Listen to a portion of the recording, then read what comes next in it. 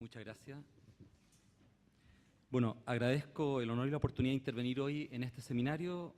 Agradezco a la Fundación Oportunidad, Mariana, que me invitó, a todas las personas que también trabajan en la Fundación, y felicito también a Sebastián por el excelente trabajo que me lo hizo llegar muy oportunamente hace un mes o 2 meses atrás, yo creo que fue, y me dio la oportunidad de poder leerlo también y poder analizarlo. Lo primero es comprobar, como muchas de ustedes me han escuchado, aquello que afirmaba Amartya Sen, que al final la pobreza es una privación de libertad, porque impide desarrollar, desplegar el poder sacar adelante las propias capacidades naturales. En medio de la pobreza hay mucha riqueza, pero una riqueza sofocada, una riqueza que producto de la exclusión, ¿no es cierto?, sofoca esas ventanas de oportunidades en periodos críticos, sensibles, ¿no es cierto?, y que va generando que las personas no puedan salir adelante. Cuando uno escucha la voz de quienes están viviendo en situación de pobreza, lo que más suelen solicitar son oportunidades, no transferencias monetarias ni subsidios. Lo que más suelen solicitar cuando los escuchamos es un trato justo y el poder ser reconocidos como personas. Por lo tanto, a partir de lo visto la primera vez me surge esa primera reflexión. La segunda es que en los discursos aparece frecuentemente la familia y la comunidad como un actor preponderante. Pero cuando uno esto lo baja, ¿no es cierto?, a la acción cotidiana y ordinaria, y quiere ver planes efectivos de este trabajo, inclusive transferencias monetarias del Estado, que sean suficientes para poder realizar responsablemente con equipos técnicos apropiados este trabajo, ve que la billetera no acompaña el deseo, y ve tampoco, ¿no es cierto?, ve también que existe muy poca formación en torno a este trabajo, que implica un acto muy complejo, como voy a señalar más adelante, de ponerse en el lugar del otro y de entender que los tipos de familia se diferencian y que la familia burguesa no es la única familia que existe, y que los criterios para percibir la familia que tenemos en nuestra cultura cristiana occidental no necesariamente son aquellos que son los que deben prevalecer en nuestros vínculos con los demás. Esa es una tercera reflexión, y que siento que allí hay una escasez de política social integral que en nuestros países, de nuestro continente, pero especialmente en Chile, siempre ha sido tratado como en compartimentos muy estancos y separados. Y la tercera reflexión es que las políticas, programas y acciones desde el Estado y la organización de la sociedad civil pueden efectivamente facilitar el desarrollo y facilitar la libertad de las personas, pero también pueden, como lo voy a señalar más adelante en relación a algunas de las políticas, inhibir ese desarrollo, provocar, ¿no es cierto?, menos libertad y alienar más a las personas. No todas las acciones, por muy bien inspiradas que estén o supuestamente, ¿no es cierto?, que buscan hacer el bien, necesariamente van a provocar ese bien en las personas con las cuales estamos trabajando. Y quisiera señalar una reflexión que me surgió en ese momento y que pude extenderla ahora escuchando a Sebastián, que cuando uno habla de personas en situación de pobreza, tiene que entender también y llegar a comprender que esas personas no son pobres, no son carentes de un montón de cosas. Son personas que tienen riquezas inconmensurables. Lo que pasa es que nosotros somos ciegos a esas riquezas por el tipo de formación que hemos recibido. Me preguntaba, por ejemplo, yo que me crié muy cerca de acá, a unas 4 cuadras de este lugar, ¿cuál es el impacto que provoca la riqueza, el bienestar y la abundancia en el desarrollo neurocognitivo de las personas? Es la pregunta al revés. ¿Cuál es el impacto? ¿Qué es lo que provoca, ¿no es cierto?, nuestras percepciones de la realidad, en nuestro juicio acerca de las personas, en nuestro propio desarrollo? Yo, que me ha tocado vivir en el hemisferio norte, creo que es un impacto muy grande, en la percepción que los otros tienen acerca de nosotros. El padre Hurtado hablaba algo muy parecido a lo que el fundador del Hogar de Cristo, de lo que decía Sebastián, que al final lo que esperan las personas en situación de pobreza no es que les transfieran bienes. Él hablaba de personas vencidas por la miseria, que lo que requerían era que recuperaran la confianza, la esperanza y la alegría, no los bienes materiales solamente, que también por supuesto son muy necesarios, sobre todo en el caso de la alimentación, ¿no es cierto?, y otros bienes. Pero también uno podría hablar hoy día, y yo me he atrevido a hablar en el último tiempo, de los vencidos por las riquezas, que también generan, ¿no es cierto?, grandes dificultades para las sociedades contemporáneas y grandes dificultades y trabas también para la superación de la pobreza. Una persona que vive en situación de riqueza material también tiene percepción y captación de la realidad distinta. Y por eso, antes de meterme en el detalle de lo que habló Sebastián, quisiera rescatar algo de lo que unas pocas de ustedes me han escuchado, que para poder involucrarse en programas que estén efectivamente abocados a la superación de la pobreza desde la dignidad de las personas, uno debe hacer un trabajo permanente de cambiar la mirada que uno tiene acerca de esas personas. Algo de eso se señaló, ¿no es cierto?, dijo Sebastián, algunos de esos aspectos, pero si no cambia la mirada acerca de las personas para las cuales está trabajando, difícilmente va a lograr que esas personas se valoricen a sí mismas y se consideren, ¿no es cierto?, como seres humanos dignos de ser respetados y de poder comprometerse con la sociedad en que viven. Esa es una ceguera que uno la puede encontrar, ¿no es cierto?, en esa obra de Saramago, al final de Ensayo sobre la ceguera, cuando dice, vemos pero viendo no vemos, que al final nos cuesta tanto reconocer esa realidad. Para mí, por lo menos, es un trabajo permanente. Piso lugares de mucha pobreza material en Chile, tengo que hacer un trabajo permanente, porque no me crié en pobreza, no vengo de la pobreza material. Entonces, ese esfuerzo lo tengo que hacer permanentemente, conscientemente, de limpiarme de muchos de los aspectos que he aprendido, que seguramente me han contribuido en mi adaptación a mi medio donde vivo, pero que me ponen, ¿no es cierto?, una ceguera frente a la realidad, y eso me impide establecer, lo segundo, relaciones de dignidad con las personas. Suelo escuchar en muchos de los programas, tanto del hogar como otros programas, cuando me toca visitarlo, la opinión peyorativa acerca de la comunidad, la opinión peyorativa acerca de la familia, la opinión peyorativa acerca de las culturas donde están insertos los programas de estimulación temprana, oportuna, en nuestras poblaciones. Y no solamente me ha tocado vivirlo en Chile, sino también en el exterior. Me ha tocado vivirlo crudamente y dolorosamente cada vez que piso Haití y las ONG se refieren a las personas que viven en Haití. Si la mirada no cambia, es difícil que cambiemos las relaciones. Y las relaciones no van a ser de dignidad mientras la mirada no cambie acerca de las personas con las cuales nos vinculamos. Las personas que viven en situación de pobreza no son pobres, son ricos. Como nuestro continente es rico y como hay tanta riqueza repartida, ¿no es cierto?, y se ve en el mismo desarrollo cerebral que esa riqueza está encapsulada, está en potencia y nosotros la sofocamos. Por lo tanto, viven en una situación de pobreza.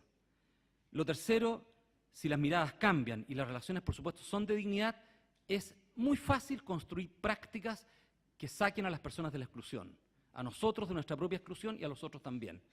Miradas, relaciones y prácticas. Y por eso quiero partir primero por lo que nos está ocurriendo en Chile. Y quiero dar una mirada muy rápida, algunas cifras que para mí son importantes. Algunos de ustedes han visto la última CACEN, ¿no es cierto? Educación 2020 hizo una crítica fuerte, puso un párrafo en su página web, ¿no es cierto?, acerca de esto, en el blog de ellos, y había un reclamo fuerte. En los últimos 3 años no avanzamos nada en cobertura preescolar en el primer ventil. Muchos nos sacamos la mugre, muchos de las que están acá, ¿no es cierto?, trabajaron duramente, pero no hubo avance, ¿ya? Y tenemos el dato, ¿no es cierto?, duro que el 32.3% de las personas en ese quintil, ¿no es cierto?, eran acogidas, se trabajaba con ellos en nuestros centros a nivel nacional, en todos los centros de la red, y sigue siendo lo mismo, ¿no es cierto?, después de 3 años, con todo el esfuerzo que hemos hecho como ciudadanía. Y ha aumentado más en el quinto quintil, que aumentó un 5%, ¿no es cierto?, como algunos de ustedes, yo creo que la gran mayoría lo vio, del 47 al 52. No todo, ¿no es cierto?, lo que ocurre en la educación oportuna ocurre dentro de la estructura preescolar, pero por supuesto que ese es un factor fundamental cuando uno quiere trabajar. Hoy día vemos con preocupación que se van a dar mayor cantidad de transferencias a las 130.000 familias más pobres de Chile, y esas 130.000 familias más pobres de Chile trabajan en promedio como miembros de esa familia solamente un 0.6 o 0.7% de los miembros de esa familia. Y tienen una red de atención preescolar que es deficitaria para las necesidades de ese 10% de las familias más pobres de Chile. O sea, la conclusión es casi de perogrullo. ¿Dónde gasto la plata? Los 64.000 millones que voy a transferir directamente. Si no transfiero en oportunidades, es muy difícil que el día de mañana pueda soñar con un país donde las personas luchen por sus propios derechos y no vivan, ¿no es cierto?, de las transferencias económicas del Estado. Con eso yo creo que también voy a afectar el desarrollo neurocognitivo de las personas. Me imagino que en Estados Unidos, producto de las transferencias de los 60 y 70, no he visto un estudio, pero me imagino que también eso afectó la percepción de la realidad que tenían los hijos de las familias que vivieron de las transferencias económicas del Estado. Y afectó su vínculo también con la sociedad. Días atrás leía un estudio en Inglaterra donde se calculaba que el 30% de las familias de origen inglés, no de las extranjeras que viven allá, ¿no es cierto?, pero de origen inglés, está viviendo en parte las transferencias monetarias del Estado.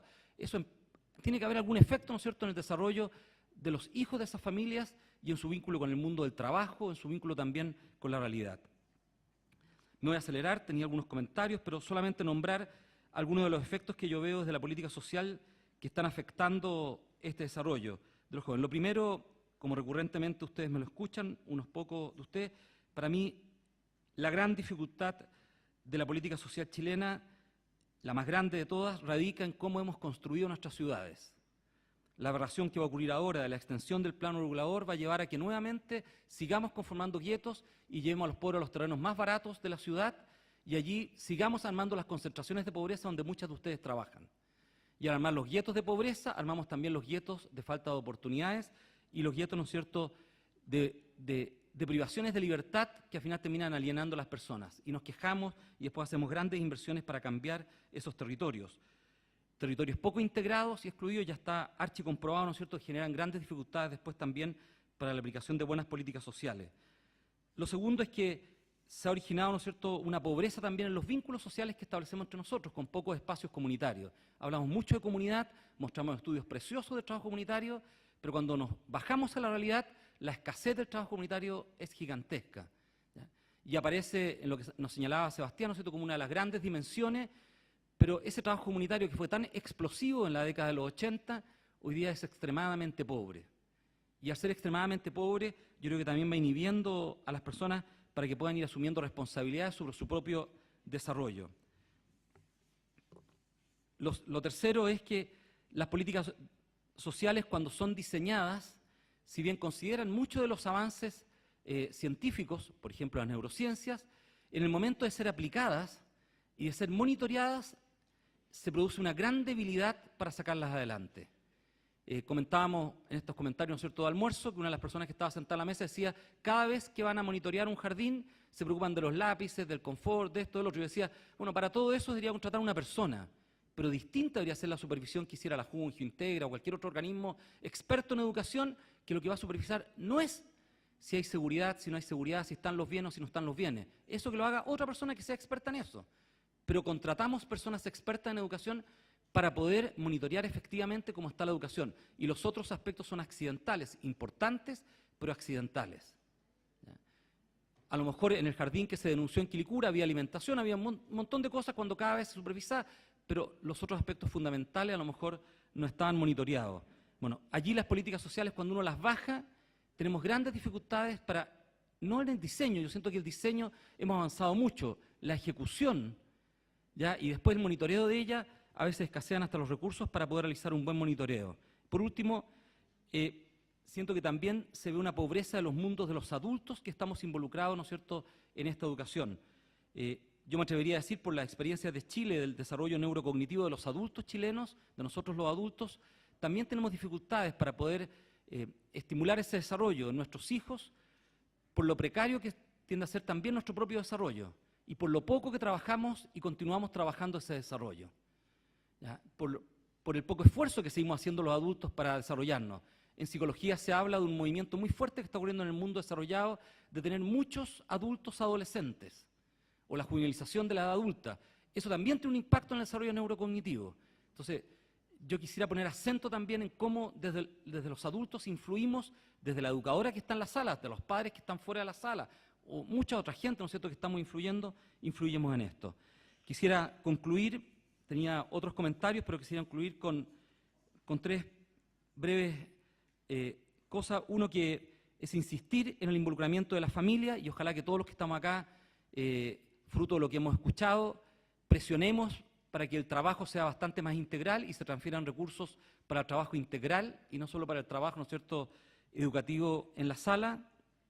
Lo segundo es que resulta urgente diseñar políticas para facilitar la inserción de las personas en la sociedad y no solamente para transferir bienes, para que después salgamos bien evaluados, ¿no es cierto?, en cuanto a los ingresos de las personas, pero muy mal evaluados en cuanto a la inserción social de esas personas. Y por último, yo soy partidario de usar los instrumentos que tenemos. Yo considero que los instrumentos que tenemos son buenos instrumentos participé en una comisión que me tocó por lo menos opinar acerca de lo que hoy día el Chile crece contigo, y creo que si no estimulamos adecuadamente o no rediseñamos los aspectos que pueden ser frágiles ese programa y no le damos los recursos que requiere para que efectivamente trabaje, especialmente en los sectores más vulnerables, después no lo podemos señalar con el dedo diciendo que está mal evaluado. Las cosas hay que hacerlas bien y no hay que seguir inventando nombres por popularidad o populismo, sino que hay que hacer bien las cosas, entregar los recursos que se requiere cuando tenemos los conocimientos adecuados, sabiendo que eso va a tener éxito e impacto en las comunidades donde operamos. Existen muchas instancias de nuestras políticas que las dejamos a medio andar porque después viene la tentación política de sacar un nuevo programa, una nueva política y hemos llegado a un acuerdo nacional para llevar adelante una política. Y después terminamos, ¿no es cierto?, destruyendo un esfuerzo muy grande. Y en esto quiero señalar un aspecto que me preocupó mucho. Yo no vi el presupuesto final, pero sí vi lo que fue la preparación del presupuesto el año pasado, que lo ando trayendo conmigo, que es el documento, y vi el crecimiento que tenía la cobertura preescolar en Chile. Muy preocupante. Escuché a la vicepresidenta Lajunji cuando le tocó ir a ella, a la ex vicepresidenta, cuando le tocó ir al Parlamento, que casi no había recursos adicionales para crecer. Si efectivamente creemos en lo que estamos diciendo, pongamos la billetera en lo que creemos. Y si ponemos la billetera en lo que creemos, asumamos los costos que implica sacarla de otro lado. Y si esos costos son grandes políticamente, bueno, honremos los conocimientos que manejamos y no nos comportemos como adolescentes caprichosos que por popularidad ejecutamos algunas políticas que terminan dañando en largo plazo a personas que hoy día no tienen derecho a voto, que hoy día no están participando en nuestra sociedad, pero que requieren oportunidades de verdad para poder salir de la pobreza, no solo numéricamente o en ingresos, sino en su dignidad. Muchas gracias.